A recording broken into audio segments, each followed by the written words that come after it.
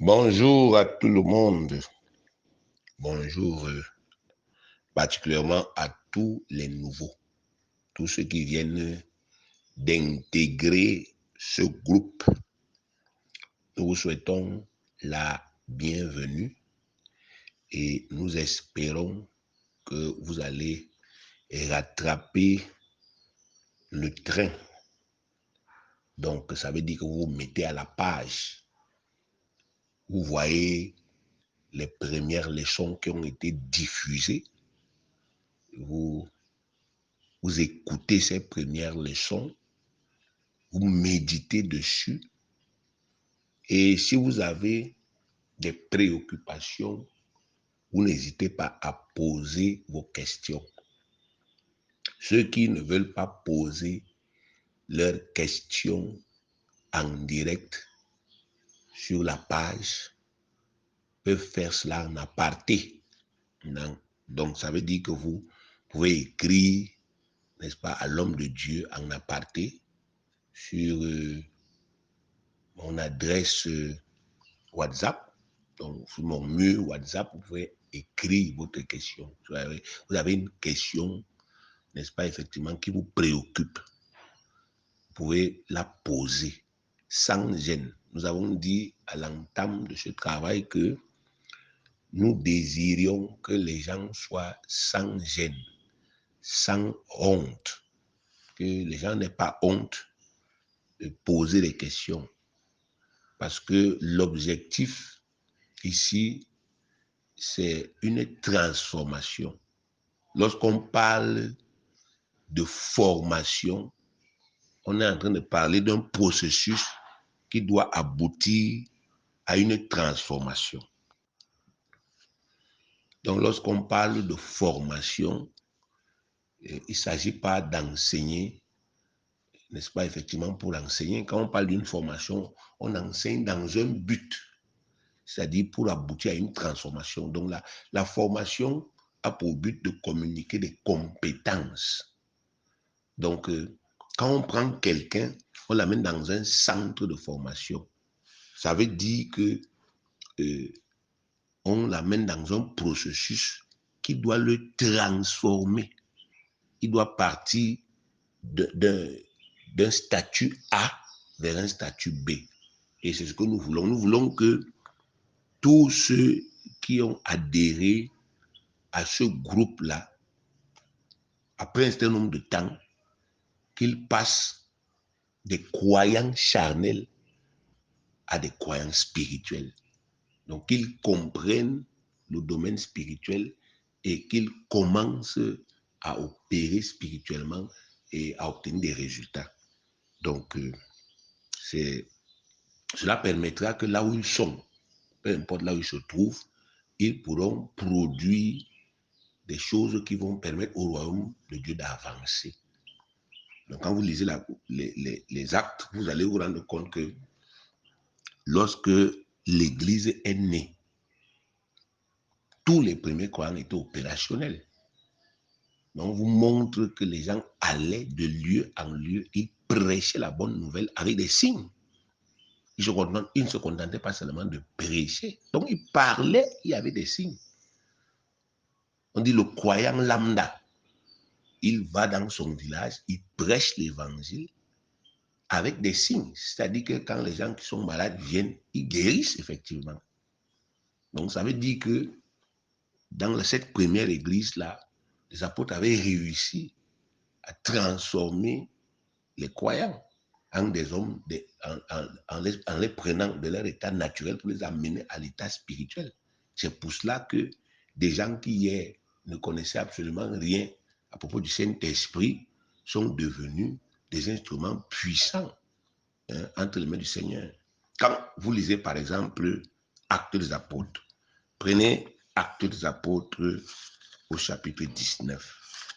Parce que vous savez, la première église est le modèle. Donc tout ce que les gens essaient de faire aujourd'hui, sans référer, sans calquer, n'est-ce pas, effectivement, la première église, c'est la contrefaçon. Quand Dieu fait quelque chose pour la première fois, cette chose-là est l'original, c'est le modèle. modèle à suivre. Donc, le jour où Dieu a créé l'homme pour la première fois, là, c'était le modèle. Le jour où il a fait le premier mariage, c'était le modèle. Donc, tout ce que Dieu a fait la première fois, c'était l'original, c'était le modèle. Donc, le jour où Dieu a créé la première église, à partir des actes des apôtres, c'était aussi le modèle là-bas, le modèle qu'il faut suivre aujourd'hui. Donc, les gens qui viennent dans la parole de Dieu, ils prennent un verset à gauche, ils prennent un verset à droite, et puis ils essayent d'adapter ça à leur vie de tous les jours ou à leur religion. Bien aimé, ils ne peuvent jamais parvenir à la plénitude de la compréhension des choses de Dieu. Il faut prendre tout le modèle, étudier tout le modèle, et il faut, n'est-ce pas, effectivement, travailler pour suivre ce modèle-là. Donc, prenons Actes des Apôtres, chapitre 19. Lisons. À partir du verset 1. Il est écrit, pendant qu'Apollos était à Corinthe, Paul, après avoir parcouru les hautes provinces de l'Asie, arriva à Éphèse. Ayant rencontré quelques disciples, il leur dit, notez bien, on dit quelques disciples. Donc, c'était des gens qui avaient déjà cru au Seigneur Jésus-Christ. Donc, ils étaient nés de nouveau. Ayant rencontré quelques disciples, il leur dit, avez-vous reçu le Saint-Esprit quand vous avez cru? Il lui répondit, nous n'avons pas même entendu dire qu'il y ait un Saint-Esprit. Donc, Paul leur pose la question, avez-vous reçu le Saint-Esprit? Et ici, il faut nuancer.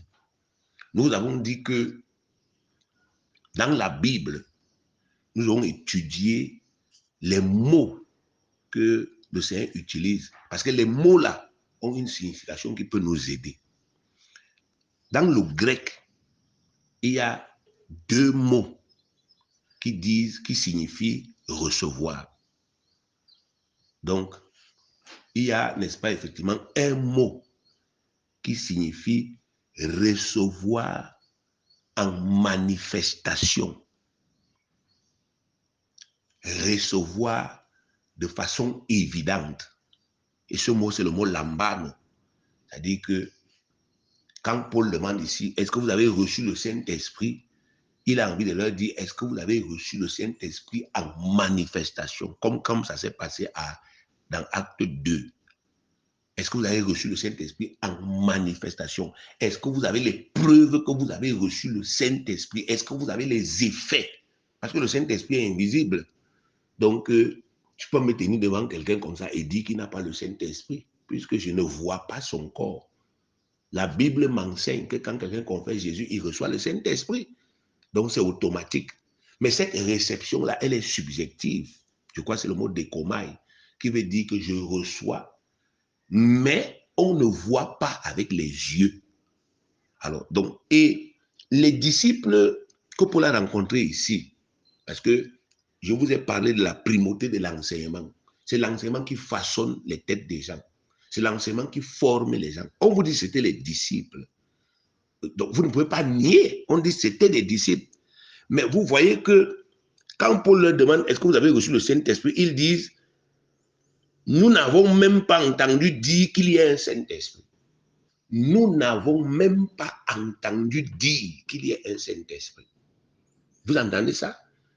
Donc, ces disciples du Seigneur Jésus ignoraient jusqu'au baptême du Saint-Esprit. Ils ignoraient, ils n'ont pas entendu. Alors, je mets l'accent ici, toujours, pour mettre en exergue cette sorcellerie, parce que moi j'ai appelé ça la sorcellerie, qu'on voit aujourd'hui dans le christianisme, où les gens vous disent que non, vous n'avez pas besoin d'être enseigné. Ces disciples disent qu'ils ont cru en Jésus, mais ils n'ont pas entendu parler du Saint-Esprit. Leur exemple nous montre que si tu crois en Jésus et qu'on ne t'enseigne pas sur le Saint-Esprit, tu ne peux pas l'opérer, tu ne peux pas le manifester comme il se doit. Regardez, verset 3. L'apôtre Paul dit, de quel baptême avez-vous donc été baptisé? Il répondit, du baptême de Jean. Donc, ces gens avaient été baptisés dans l'eau. Alors, En réalité, celui qui avait prêché l'évangile la première fois, n'est-ce pas, à Éphèse, s'appelait Apollos. C'est Apollos qui a prêché à Éphèse. C'est lui qui a fondé en réalité l'église d'Éphèse. Or, Apollos, c'était quelqu'un qui ne connaissait que le baptême de Jean-Baptiste. Donc, quand Apollos te prêchait le Christ, il te disait, il faut que tu crois en Jésus-Christ, parce qu'il est le Messie. Et quand tu acceptes de croire en Jésus, Apollos te baptise dans l'eau. Et lui, il s'arrête là. Tu es sauvé. Et c'est vrai. Tu es né de nouveau. C'est vrai. Mais en ce qui concerne maintenant la manifestation, ou bien, n'est-ce pas, effectivement, ce que tu as reçu, Apollos était ignorant. Donc, vous voyez ici, un ignorant sur le domaine du Saint-Esprit a créé une église. Et les membres de cette église étaient à son image à propos du Saint-Esprit. Comme lui-même, il ne connaissait pas, il ne pouvait pas transmettre aux gens autre chose que ce qu'il connaissait. C'est pour cela que les croyants qui sont passés sous sa main étaient aussi limités comme lui dans le domaine du Saint-Esprit. Donc, ils ont reçu le Saint-Esprit quand ils ont confessé Jésus, mais ils n'ont jamais vu les effets. Ils n'ont jamais parlé en langue. Ils n'ont jamais prophétisé. Donc, ils étaient là comme des gens qui n'ont pas le Saint-Esprit. Et c'est comme ça qu'il y a plein de gens aujourd'hui dans les églises. Parce que le pasteur ou bien le fondateur de l'église a une connaissance limitée dans le domaine du Saint-Esprit. Donc, et il transmet ce que lui connaît. Et pire encore, il y a des gens aujourd'hui qui sont des ignorants, mais qui ne veulent pas apprendre. Donc, ils sont pasteurs, hein, on ne peut pas leur régner, mais ils ne sont pas instruits sur le domaine du Saint-Esprit et ils refusent de s'instruire. Et ça fait en sorte qu'ils maintiennent les croyants qui sont dans leur assemblée dans l'ignorance sur un domaine aussi important que le Saint-Esprit. Donc, c'est pour cela que nous avons mis l'accent sur le désir de connaître. Vous devez avoir envie de connaître. Si vous ne voulez pas connaître, vous ne connaîtrez jamais. La connaissance est disponible et elle peut vous affranchir, mais vous devez avoir envie. Donc, voici des gens qui, n'est-ce pas, ont été baptisés dans l'eau. Ils n'ont pas reçu le Saint-Esprit en manifestation, c'est-à-dire lambano. Ils n'ont pas parlé en de nouvelles langues et on ne leur a même jamais enseigné sur le Saint-Esprit. Voyons donc ce qui s'est passé par la suite. Verset 4. Alors Paul leur dit, Jean a baptisé du baptême de repentance, disant au peuple de croire en celui qui venait après lui, c'est-à-dire en Jésus. Paul commence un enseignement et dit, écoutez, Jean est venu baptiser les gens dans l'eau. C'était un symbolisme. C'était pour amener le peuple de Dieu à se repentir et à se tourner vers Jésus, qui est le vrai sauveur. Alors, verset 5, sur ces paroles, on ne dit pas dans l'eau, on dit, ils furent baptisés au nom du Seigneur Jésus-Christ sur les paroles de Paul. Les paroles, c'est-à-dire la parole que Paul a prêchée a fait qu'ils ont été baptisés, n'est-ce pas, au nom du Seigneur Jésus, c'est-à-dire ils sont nés de nouveau. Ils ont confessé encore Jésus là, ils ont encore cru en Jésus là, ils ont encore renouvelé, n'est-ce pas, effectivement, leur engagement là, devant l'apôtre Paul. Lorsque Paul leur eut imposé les mains, le Saint-Esprit vint sur eux et ils parlaient en langue et prophétisaient. Ils étaient en tout environ 12 hommes. Oui, bien aimé. 5 minutes plus tôt, ces gens ne connaissaient rien sur le Saint-Esprit. 5 minutes plus tard, ils ont reçu le Saint-Esprit, ils ont parlé en langue, ils ont prophétisé. Mais, qu'est-ce qui s'est passé? Il y a eu un homme qui était instruit. Il y a quelqu'un qui connaissait. Il y a quelqu'un qui était informé, qui connaissait, n'est-ce pas, effectivement, le processus. Parce que lui-même, il était passé par là. Quand vous lisez Actes des Apôtres, chapitre 9, vous voyez sa conversion. Vous allez voir que lorsque le Seigneur Jésus-Christ lui est apparu, le Seigneur lui avait dit, va à Damas. Et à Damas, là-bas, le Seigneur avait envoyé un disciple qui s'appelait Ananias. Et Ananias lui a imposé les mains et il a reçu le Saint-Esprit. Bon, regardez ce que lui-même il fait ici. Il impose aussi les mains aux gens. Et il leur permet de recevoir le Saint-Esprit et de commencer à parler en langue exactement comme lui-même. Ça s'est passé avec lui. Vous voyez, bien aimé. Donc, ces gens-là, ils ont été transformés. Avant la rencontre avec l'apôtre Paul, ils étaient des croyants, mais des croyants charnels, naturels. Ils n'opéraient rien. Mais après la rencontre, ils ont manifesté le Saint-Esprit. Ils sont devenus des croyants spirituels. Bon, maintenant, regardez ce qui s'est passé après que ces gens soient devenus des croyants spirituels. Lisons. Ensuite, Paul alla dans la synagogue où il parla librement pendant 3 mois. Il discourut sur les choses qui concernent le royaume de Dieu, s'efforçant de persuader ceux qui l'écoutaient. Jésus ne l'a pas envoyé là-bas. Les synagogues, c'est pour les Juifs. Jésus lui a dit d'aller vers les païens. Lui, il s'entêtait toujours à aller vers les Juifs. Il entrait dans les synagogues des Juifs et ça ne faisait que lui attirer, n'est-ce pas, des persécutions. On vous dit qu'il a prêché pendant 3 mois. Voyons les résultats, verset 9. Mais comme quelques-uns restaient endurcis et incrédules, décriant devant la multitude la voix du Seigneur, il se retira d'eux, sépara les disciples et enseigna chaque jour dans l'école d'un nommé Tyrannus. Oui, bien aimé. Donc, il a perdu 3 mois à la synagogue à essayer de convaincre les caciques, les gens qui ont déjà leur doctrine, n'est-ce pas, effectivement, enracinée dans leur tête. Et ça se passe aujourd'hui comme ça. Vous allez retrouver des gens, bien aimés, qui sont déjà convaincus dans l'erreur. Et vous passez votre temps à discuter tous les jours avec eux. Vous allez perdre inutilement du temps. Ça ne vous avancera à rien. On ne passe pas le temps à discuter avec les caciques, les gens qui sont enfermés dans des dogmes pernicieux. On les laisse. Si Paul avait fait ça, il aurait gagné 3 mois. Mais, toute chose concurrente au bien de ceux qui aiment Dieu, ça lui a fait une leçon. Et quelle est la conclusion qu'il a tirée? Il dit, je sépare les disciples des contradicteurs. Et je me retrouve en aparté avec les disciples. On dit qu'il a amené les disciples dans l'école de Tyrannus. Donc, il est parti les former. Il est parti les transformer. Il a pris du temps avec eux. Et maintenant, personne ne venait les déranger là-bas. Personne ne venait les ennuyer. Personne ne venait les troubler. Parce que c'était privé. Ils étaient dans leur école, dans le privé.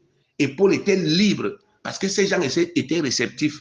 Ces gens avaient envie d'être transformés. Ils avaient envie de travailler. Regardez ce qui s'est passé, verset 10. Cela dura 2 ans. Cela dura 2 ans. De sorte que tous ceux qui habitaient l'Asie, juifs et grecs, entendirent la parole du Seigneur.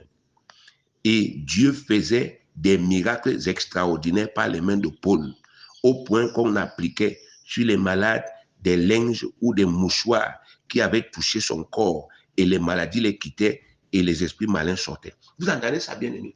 On vous dit que en 2 ans, toute l'Asie mineure a été évangélisée par des gens qui ont reçu le Saint-Esprit et qui ont parlé en langue et qui ont accepté, n'est-ce pas, de se faire former et de se faire transformer par, n'est-ce pas, l'apôtre Paul.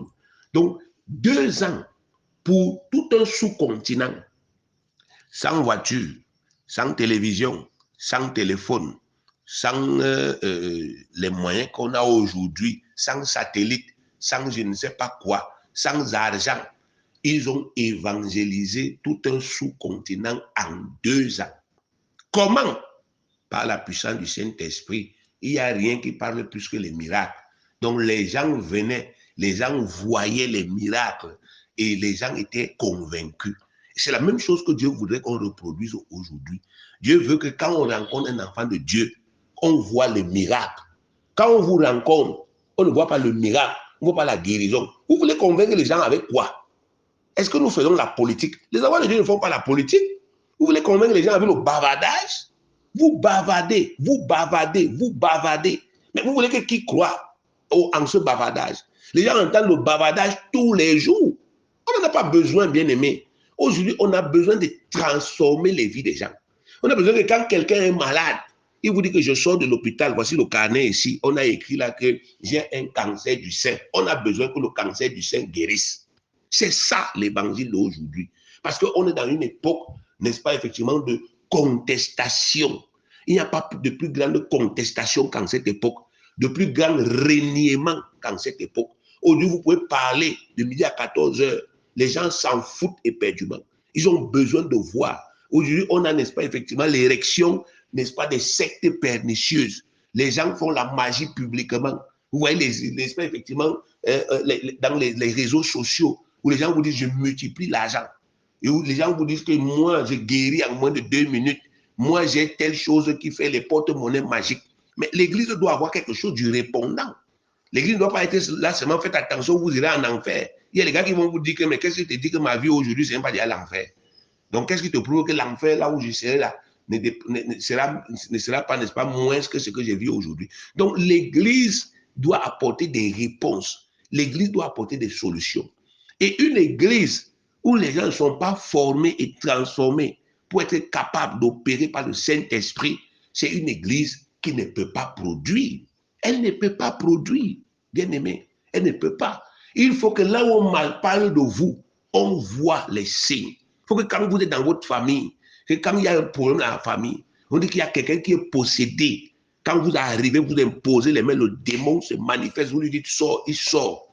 Et les gens se taisent, ils disent voilà un homme de Dieu. Même si vous n'avez pas la toge, même si vous n'avez pas les papiers, même si vous n'avez pas les certificats, bien aimé, ce que Dieu vous a donné, c'était le Saint-Esprit. Les premiers apôtres n'avaient pas de papiers.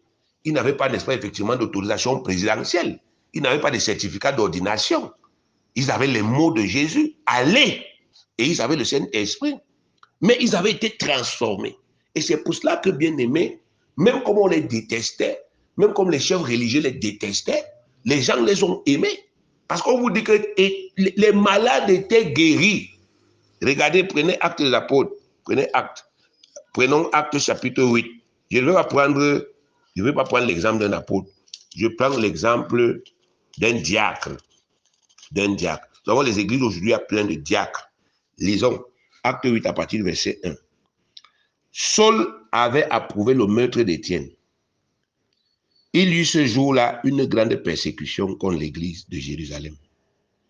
Et tous, excepté les apôtres, se dispersèrent dans les contrées de la Judée et de la Samarie.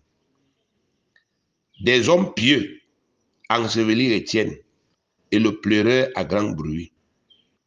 Saul, de son côté, ravageait l'église. Pénétrant dans les maisons, il en arrachait hommes et femmes et les faisait jeter en prison. Ceux qui avaient été dispersés allaient de lieu en lieu, annonçant la bonne nouvelle de la parole. Vous entendez ça, bien aimé? On dit qu'il y a persécution. L'église a perdu un diacre important. On l'a lapidé, une mort atroce, bien aimé. Les gens ont été affligés à l'extrême. Parce que c'est passé une mort traumatisante. On tue quelqu'un avec les cailloux. On lance les cailloux jusqu'à ce qu'il meure et vous voyez. Et vous ne pouvez pas réagir. Parce que Dieu vous interdit. Vous êtes là. Vous partez ramasser son corps. Vous partez enterrer. Et après ça, maintenant, on se met à vous persécuter. On vous tape. On tape sur vos enfants. On entre dans vos maisons. On vous violente. Et votre seul recours, c'est de fuir. Les gens se mettent à fuir, ils abandonnent tout. Quelqu'un avait construit sa maison, mais il a abandonné. Il a tout laissé pour ne pas fuir avec la maison. Les gens ont fait des champs, mais ils ont abandonné. Ils ont fait des investissements, ils ont tout laissé. Peut-être quelqu'un était là, qu'il avait donné son argent à un voisin, que bon, je te prête d'abord mes 200 000. Maintenant, on le persécute. Mais il fuit, il abandonne tout ça. Mais la Bible nous dit, au verset 4, ceux qui avaient été dispersés allaient de lieu en lieu, annonçant la bonne nouvelle la bonne nouvelle de la parole. Donc, qu'est-ce qu'ils faisaient?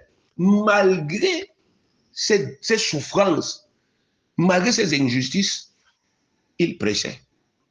De lieu en lieu, ils prêchaient. Continuons. Philippe étant descendu dans la ville de Samarie, il prêcha le Christ. Les foules tout entières étaient attentives à ce que disait Philippe lorsqu'elles apprirent et virent quoi? Les miracles qu'il faisait, car des esprits impurs sortis de plusieurs démoniaques en poussant de grands cris, et beaucoup de paralytiques et de boiteux furent guéris. Et il y eut une grande joie dans cette ville. Donc, quelqu'un a été affligé, quelqu'un a été attristé, mais il arrive dans une ville, il donne la joie aux gens. Il guérit les malades. Il restaure les paralytiques. passe pas son temps à parler. Il opère. Et les gens le suivent. On dit qu'il y a une grande joie dans la ville. Mais bien aimé, quelque temps après, Dieu a connecté Philippe avec l'eunuque éthiopien. L'eunuque éthiopien qui était intendant de tous les biens de la reine Candace d'Éthiopie. Et cet homme a béni Philippe financièrement et matériellement.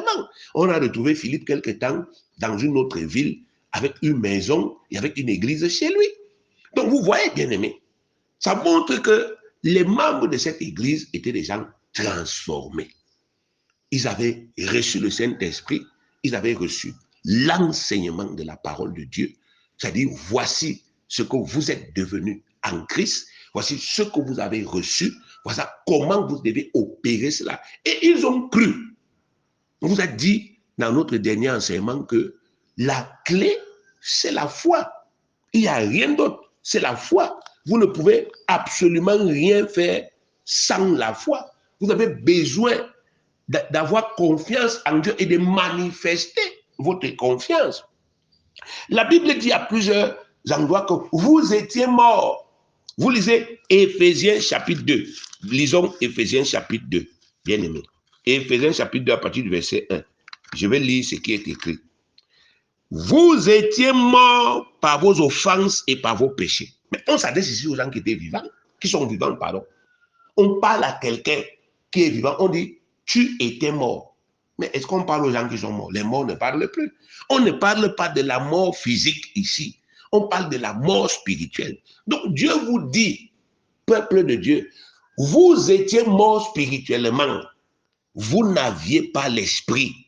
Mais maintenant, je vous ai donné l'esprit. Et ce que j'attends, c'est de voir ce que l'esprit peut produire. Je ne veux pas voir vos idées. L'esprit a ses idées. L'esprit, il a n'est-ce pas, effectivement, sa manière de réfléchir. L'esprit réfléchit exactement comme Jésus-Christ ressuscité et glorifié. L'esprit réfléchit exactement comme Dieu. Il est en toutes circonstances. L'esprit ne réfléchit jamais comme l'homme. Il réfléchit toujours comme Dieu. L'esprit voit toujours les choses comme Dieu voit les choses. Donc, chaque fois qu'un chrétien va laisser que l'esprit vive, il aura les pensées de Dieu. En chaque situation, il va développer les sentiments de Dieu. Il va développer la foi de Christ. Il va développer les aptitudes de Christ. Dans Jean chapitre 14, qu'est-ce que Jésus-Christ a dit? Jean chapitre 14. Rentrons dans Jean chapitre 14, le verset 12. Lisons ce qui est écrit. Voyons. Jean chapitre 14, le verset 12. Il est écrit, en vérité, je vous le dis, celui qui croit en moi fera aussi les œuvres que je fais et il en fera de plus grandes parce que je m'en vais au Père. Donc, Jésus dit ici, si vous croyez, si vous avez la foi en moi, vous ferez les œuvres que moi je fais aujourd'hui. Vous guérirez les malades comme je les guéris. Avec cette aisance-là, vous allez les faire. C'est le Christ qui parle ici. Et vous ferez de plus grandes parce que je m'en vais au Père.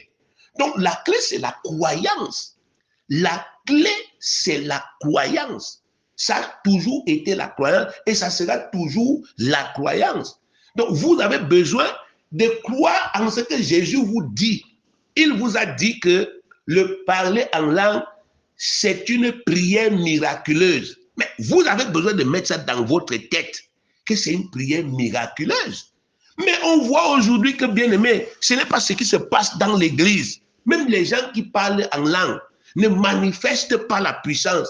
Parce que parler en langue dans leur tête, bien aimé, c'est comme faire du baragouin.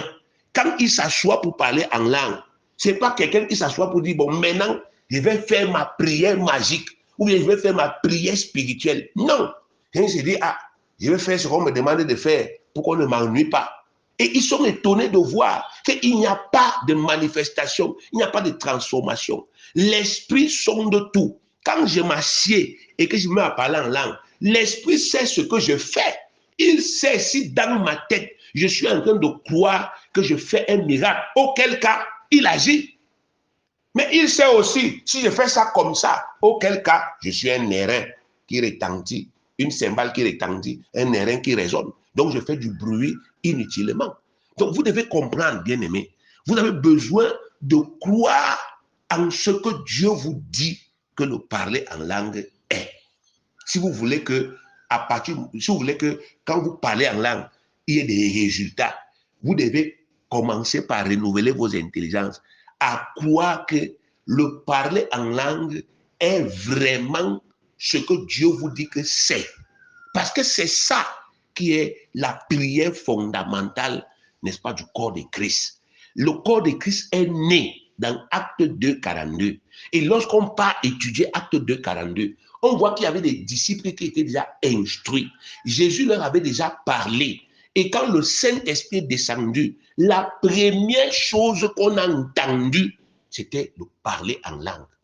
Et l'acte 2, 11 dit que ceux qui parlaient en langue ce jour-là parlaient des merveilles de Dieu. Parce que le jour-là qu'ils ont parlé, il y avait d'autres personnes qui étaient aussi au temple qui ont entendu ce que les apôtres disaient. Parce que quand vous parlez en langue, vous pouvez parler une langue humaine comme vous pouvez parler une langue des anges. Si vous parlez une langue des hommes qui sont autour de vous peuvent comprendre. Mais si vous parlez la langue des anges, personne ne peut comprendre sur la terre.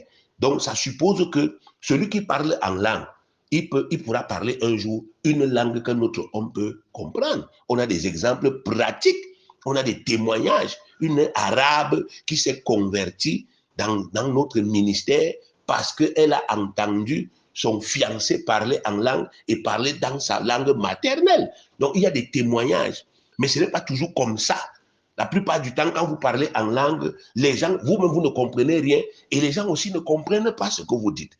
Alors, mais, bien aimé, Dieu vous dit, votre préoccupation ne doit pas être de comprendre ce que vous êtes en train de parler, mais de savoir que comme vous parlez là, voici ce que vous êtes en train de faire.